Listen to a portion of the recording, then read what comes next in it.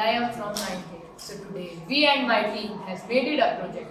The name of the project is Automatic Rain Detector and Cloth Collector. In this project we have used some softwares to code Arduino code. The name of the software is Arduino IDE.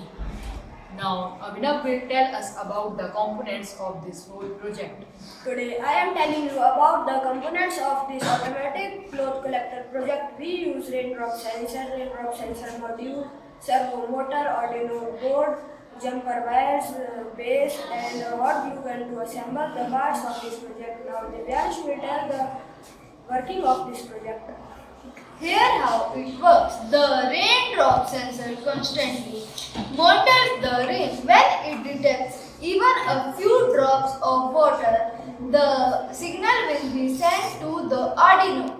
The Arduino sends a command to servo motor, from which the clothes are pulled in under the shelter, just like pulling the clothes inside. When the rain stops, the system can be reset to its original position automatically based on the logic. The project based on the real life need and enhanced with Wi-Fi module for mobile alerts on solar panels and power.